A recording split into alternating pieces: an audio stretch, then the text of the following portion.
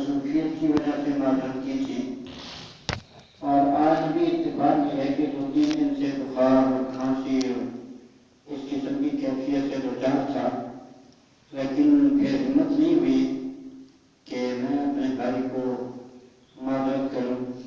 جیسے بھی ہے میں حاضری دوں گا، اور اللہ جو توفیق دے گا میں آپ کے سامنے قرآن سنت کی روشنی میں کچھ خلاصات رکھوں گا. میرے بھائیوں،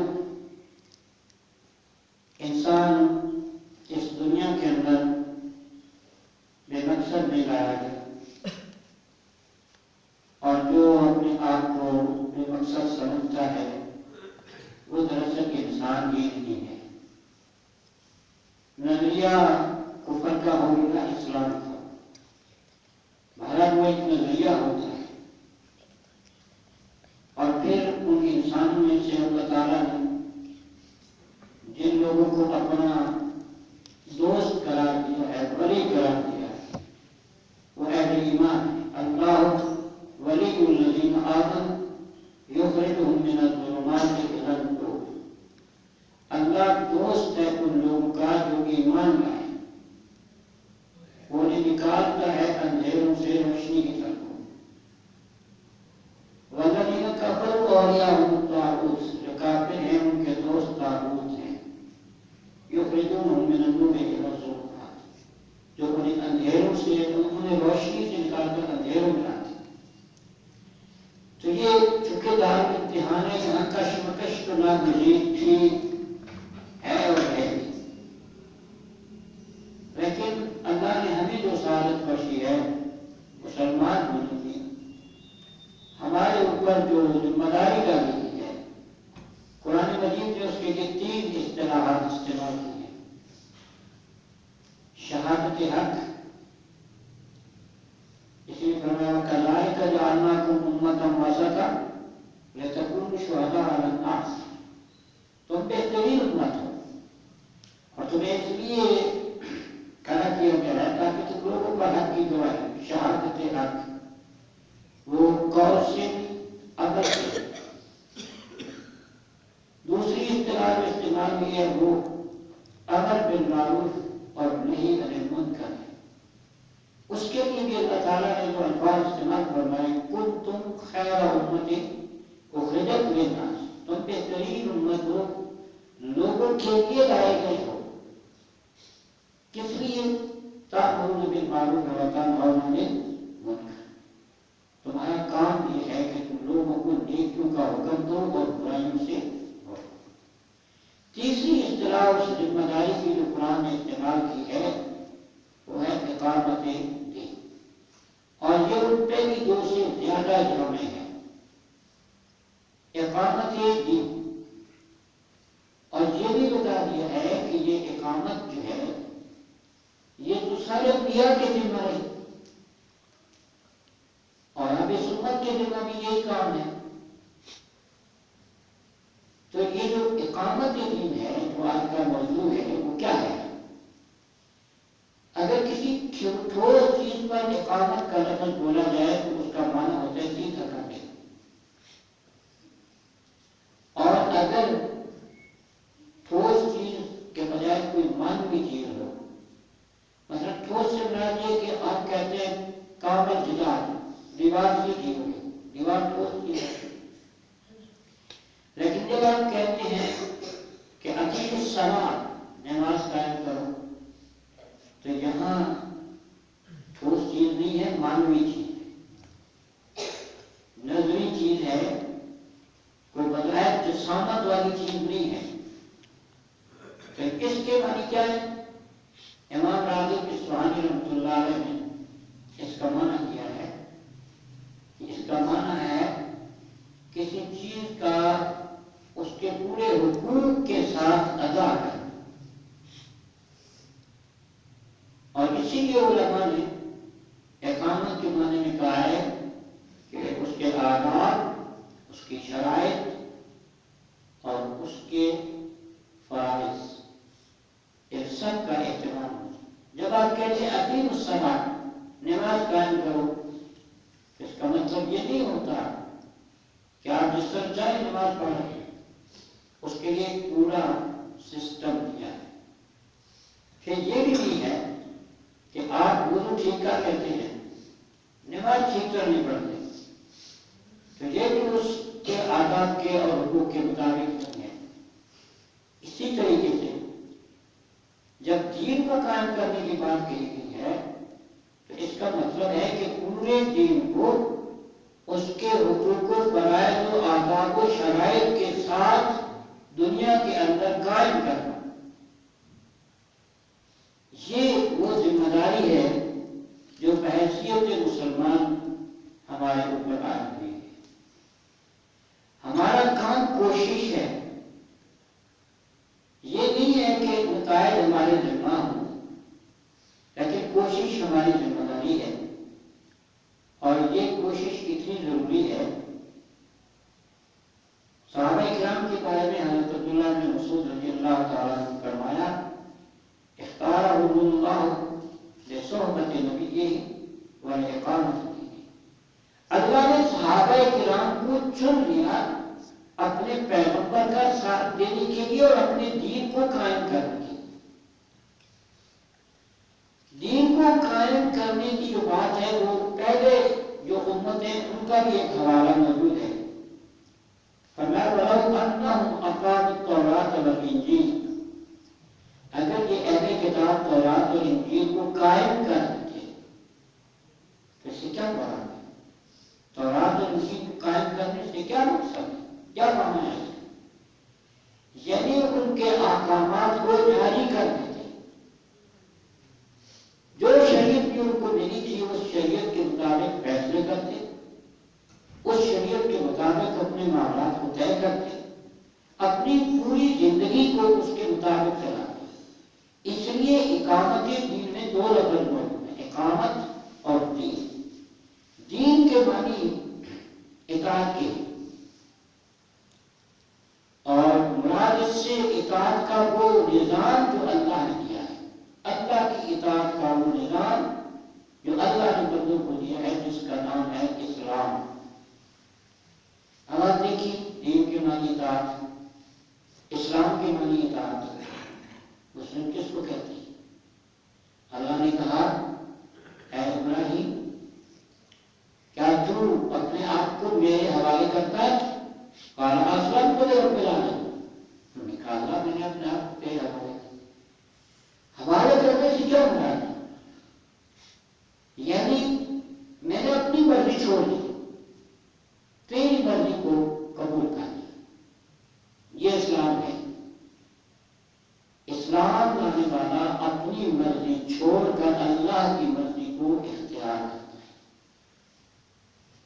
اور کلمہ جو کہتا ہے لا الہ الا اللہ محمد رسول اللہ، تو اس میں جو دوسرا جز ہے وہ اس بات کا اشارہ ہے کہ اللہ کی مرضی کے مطابق چلنے کے لیے طریقہ بھی اپنی مرضی کا نہیں ہوگا، طریقہ بھی اپنی مرضی کا نہیں ہوگا، وہ طریقہ بھی میرے نمائندے جناب محمد رسول اللہ صلی اللہ علیہ وسلم کا ہوگا.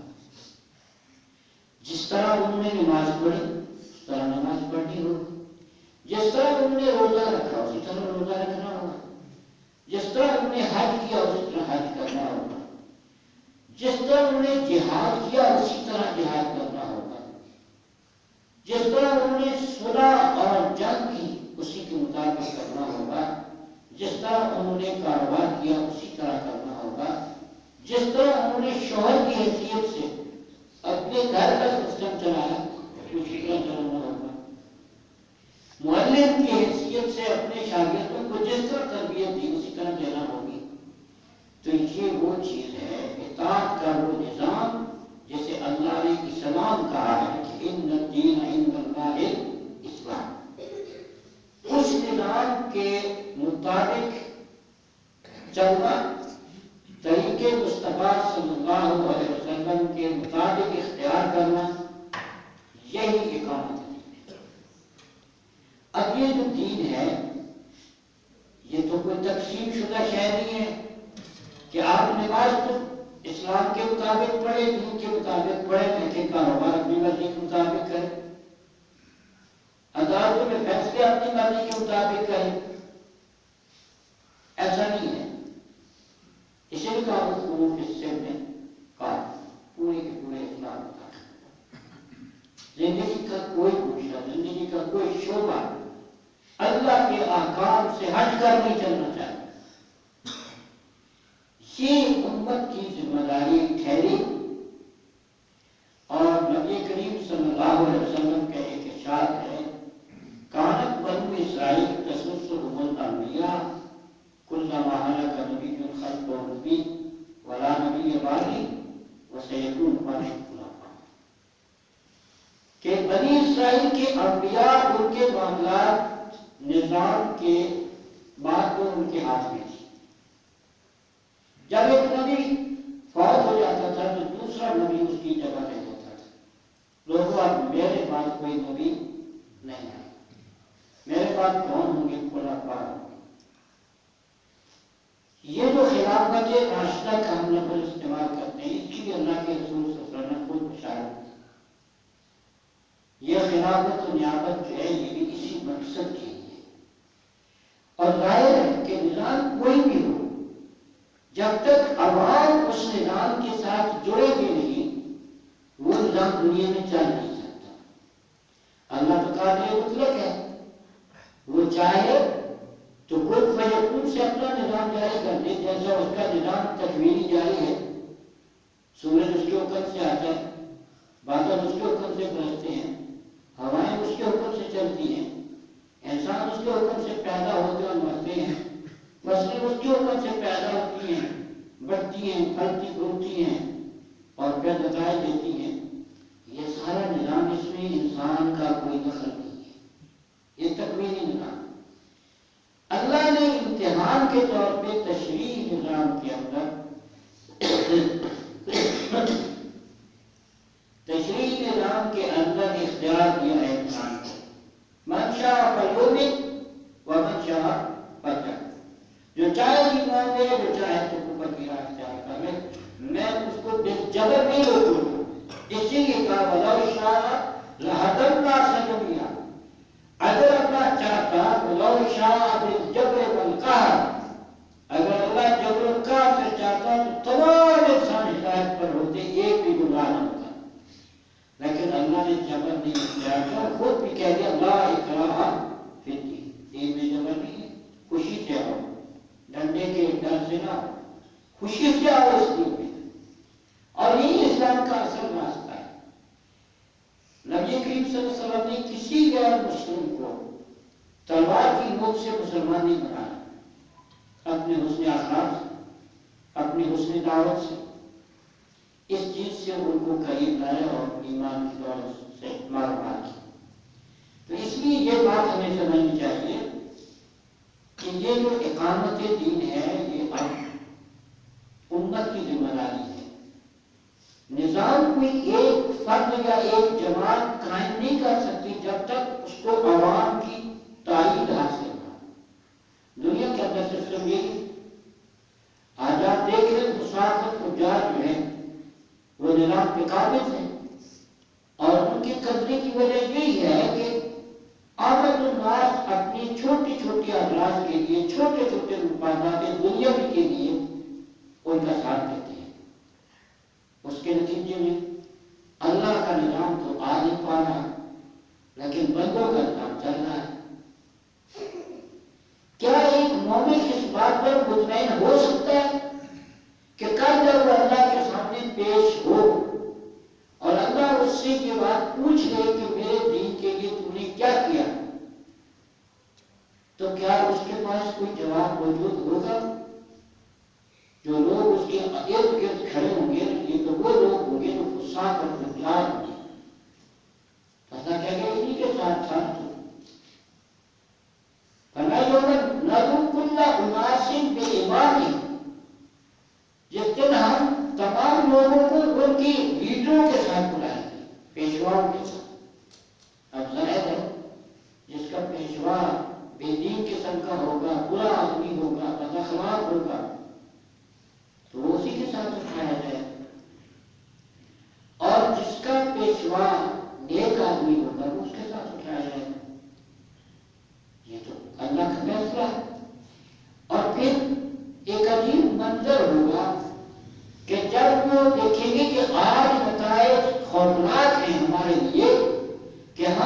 ٹھیک کا راستہ روکنے والوں کا ساتھ دیا، اللہ کا دین ہماری وجہ سے نہیں آ پایا اور برائی غالب رہی، تو آج ہمیں اللہ کی پکڑ سے کوئی بچانے والا نہیں ہے، تو پھر فریاد کریں گے، کہیں گے ربنا اطعنا سادتنا و کبراءنا، اے ہمارے رب ہم نے اپنے سرداروں اور وڈیروں کی بات مانی تھی، فاضلونا انہوں نے ہمیں گمراہ کیا، اللہ سزا تو ہمیں بھی دینے لگا ہے لیکن ان کو دگنا عذاب دے۔ اللہ فرمائے گا نہیں، لکل سے سب کے لیے دگنا ہے۔ اگر انہوں نے تمہیں گمراہ کیا تھا، میں نے جو تمہاری کھوپڑی میں عقل رکھی تھی، تم نے کبھی اس سے کام نہیں لیا، کبھی غور و فکر نہیں کیا۔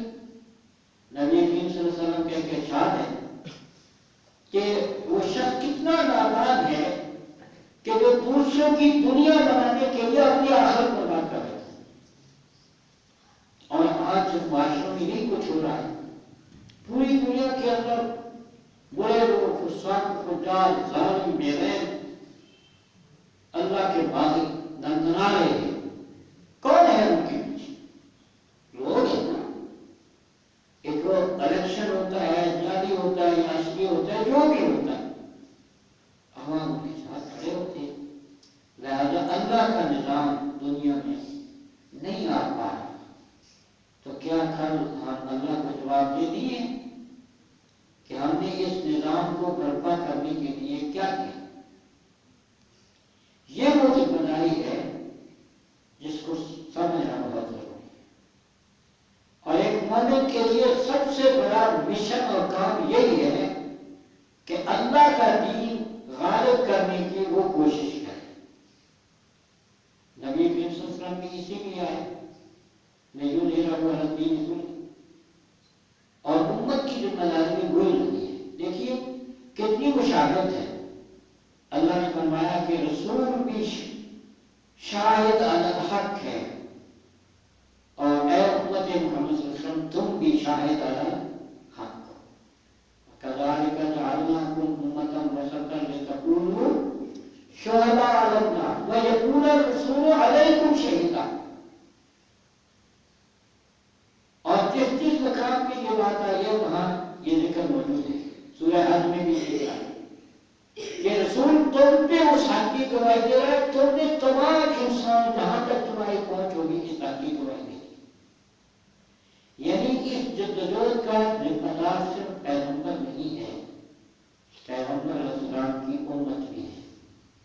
دیکھیے عیسیٰ علیہ السلام نے حواریوں کو خطاب کیا، اور ایک جملہ ہے قرآن مجید میں کہ فرمایا من انصاری الی اللہ، اس کا کیا مطلب؟ من انصاری الی اللہ، کون مددگار ہے میرا اللہ کی راہ میں، اللہ کے دین کی خاطر کون میرا ساتھ دے گا؟ تو قال الحواریون نحن انصار اللہ، حواری کہنے لگے ہم آپ کے ساتھ ہیں۔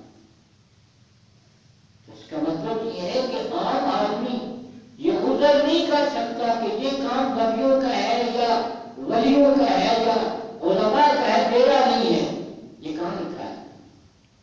اللہ نے پوری امت کو کہا کہ کنتم خیر امۃ اخرجت للناس تأمرون بالمعروف وتنہون عن المنکر، پوری امت کو کہا، کسی کا استثناء نہیں کیا ہے۔ اس لیے آج کی تاریخی کے دور میں جہاں مادیت پرستی نے پورے معاشروں کو اندھیروں میں ڈال رکھا ہے، انسان انسانیت سے گر رہا ہے، اس کی اخلاقی قدریں تباہ ہو رہی ہے، اس کا لایا ہوا نظام باطل ثابت ہو رہا ہے، جہاں بھی ہے اس کے 100 عیب نکل رہے ہیں، اس لیے کہ وہ انسانوں کا بنایا ہوا نظام ہے۔ اگر بے عیب نظام ہے تو وہ صرف وہ ہے جو اللہ کا دیا ہوا، اس لیے کہ اللہ تعالیٰ غلطیوں سے پاک ہے، انسان غلطی کر سکتے ہیں۔ آپ دیکھ رہے ہیں کہ قانون آئے ہوئے بدلتے، انسان کو کچھ وعدہ کرتے سمجھتے ہیں، کہتے ہیں اس میں یہ خامی رہ گئی، اس میں یہ ترمیم ڈال دو، ترمیموں کی بارش شروع ہو جاتی ہے۔ کیوں؟ اس لیے کہ انسان ناقص ہے، اللہ کی بات کامل ہے، اسی لیے اللہ نے کہا افحکم الجاہلیت یبغون ومن احسن من اللہ حکما لقوم یوقنون۔ کیا یہ لوگ جاہلیت کا قانون چاہتے ہیں، جاہلیت کا نظام چاہتے ہیں، جبکہ اللہ کے نظام سے بہتر کوئی نظام نہیں، اس کے قانون سے بہتر کوئی قانون نہیں ہے۔ اس لیے میرے بھائیوں، اگر ہم اس بات کو سامنے نہیں رکھیں گے، اس ذمہ داری کو ادا نہیں کریں گے، تو ہماری دنیا بھی خراب اور آ سکتی ہے۔ دنیا کے عارضی فائدے مل سکتے ہیں، ان لوگوں کی خوشامدیں کر کے، ان کی جو حضوریاں کر کے ہم دنیا کے معدود سے فائدے اٹھا سکتے ہیں، لیکن اگر دین دے کے دنیا ملتی ہو تو یہ گھاٹے کا سودا ہے یا نفع کا سودا ہے؟ صحابہ کرام کی سیرت تو یہ کہتی ہے کہ دنیا جاتی ہے چلی جائے، دین نہ جائے۔ ہر صاحب رومی نے ساری زندگی کی کمائی چھوڑ دی کہ نہیں؟ دین کی خاطر، ایمان کی خاطر۔ حضرت ابوبکر صدیق کتنے بڑے تاجر تھے، ہجرت کی، سب کچھ چھوڑ کے آگے۔ کیوں؟ کہ انہوں نے دین کو، دنیا کو دین کے اوپر قربان کیا، دین کو دنیا پر قربان کیا۔ اس لیے آج بھی اسی بات کی ضرورت ہے کہ ہم اپنے دین کی اہمیت کو سمجھیں، جس کو ہم نے قبول کیا ہے، جس پہ ہم فخر کرتے ہیں کہ الحمدللہ ہم مسلمان ہیں، لیکن اس اسلام کے لیے ہمارے پاس نہ وقت ہے، نہ پیسہ ہے، نہ جذبہ ہے، تو یہ بات کیا کریں گے؟ پھر یہ اللہ کے باغی اور دشمن جو ہیں یہ تو دندنائیں گے، ہماری عزتیں بھی خراب ہوں گی، ہمارے حالات بھی خراب ہوں گے، ہمارا عمل بھی تباہ ہوگا، ساری چیزیں جیسے ہو رہی ہے۔ اس لیے اقامت دین کی ذمہ داری پوری امت کی ہے، اور جو لوگ بالخصوص اس کام کو کر رہے ہیں، اور یہ بات بھی یاد رکھیں کہ آج کا دور جو ہے فطروں کے اعتبار سے میرا خیال ماضی سے بازی لے گیا۔ آج جو اسلام کا نام بھی لیتے ہیں وہ بھی کفر سے مفاہمت کی بات کرتے ہیں کہ چلو جی سب ٹھیک ہے، کسی کو کچھ نہ کرو۔ اللہ نے اپنے پیغمبر کو یہ بات کہی، وَدُّوا لَوْ تُدْهِنُ فَيُدْهِنُونَ۔ یہ تو چاہتے ہیں کہ تم نرم ہو جاؤ تو یہ بھی نرم ہو جائیں گے، اور انہوں نے مکے والوں نے سب سے پہلی پیشکش جو کی تھی وہ یہ تھی کہ ایک جگہ قرآن شہر ہاتھ اور کہتے اے محمد صلی اللہ علیہ وسلم، اس قرآن کی جگہ کوئی اور قرآن دیا، یا اسی میں کچھ رد و بدل کر گیا، پھر بات بن جائے گی۔ تو جواب ان کو ملا، قُلْ مَا يَكُونُ لِي أَنْ أُبَدِّلَهُ مِنْ تِلْقَاءِ نَفْسِي، میرے اختیار میں نہیں ہے، یہ اللہ کا کلام ہے، میں اس کی کسی ایک لفظ کو بھی تبدیل کرنے کا اختیار نہیں ہے۔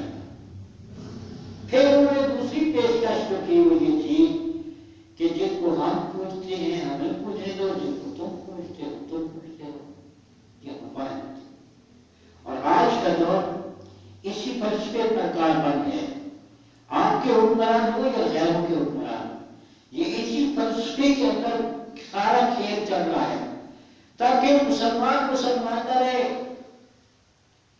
ہاں کیا کہیں ہم اس کو کہ جب آپ اسلام کے اصولوں کو چھوڑ دیں گے، آپ کا اسلام صرف نماز روزے تک سمٹ جائے گا، باقی ساری زندگی کو نظام باطل کے حوالے کر دیں گے، تو پھر آپ یاد رکھیں اس نظام باطل میں جس میں سود کی کمائی آتی ہو، جس میں رشوت کا پیسہ آتا ہو، جس میں جھوٹ کا کاروبار چلتا ہو، جس میں ملاوٹ سے آمدن آتی ہو، اسے معلوم ہونا چاہیے کہ اللہ تعالیٰ اس کے صدقے کو بھی قبول نہیں کرتا۔ کرتا اور اس کی نماز کو بھی قبول نہیں کرتا.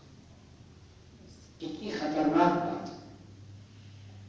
یہ ٹھیک ہے کہ ہم اس دلدل میں ڈال دیے گئے ہیں لیکن ہم پسند نہیں کرتے. تو اس اعتبار سے کچھ نرم رویہ ہو سکتا ہے، لیکن جو لوگ اس سے باہر ڈال کے جب بھی لگاتے ہیں اس نظام کو اہلاً و سہلاً و مرحبا کہتے ہیں، ان کا کیا حال ہوگا؟ ہم تو جس چھپڑ میں گئے ہوئے ہیں اس سے نکلنے کی کوشش کر رہے ہیں. ہمیں لوگوں کی مزاح کا نشانہ بھی بننا پڑتا ہے، لوگوں کے تان و تشریح بھی سننے پڑتے ہیں، اور اس کے باوجود اگر ہم اس راستے پر چل رہے ہیں تو ہم ناکام نہیں ہیں. نبی کریم صلی اللہ علیہ وسلم کا ارشاد ہے کہ قیامت تک ایک جماعت حق پر قائم رہے گی، ظاہرین علی الحق لا یخافون لومۃ لائم. انہیں کسی ملامت کرنے والے کی ملامت کا ڈر نہیں ہوگا.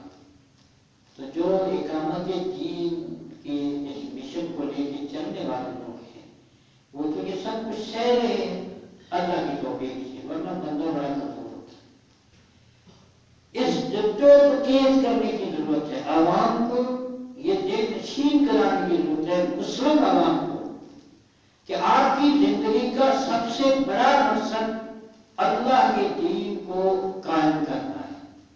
اگر آپ وہ کام نہیں کرتے تو بے شک کوٹھیاں بنا لیں، کاریں خرید لیں، منصب لے لیں.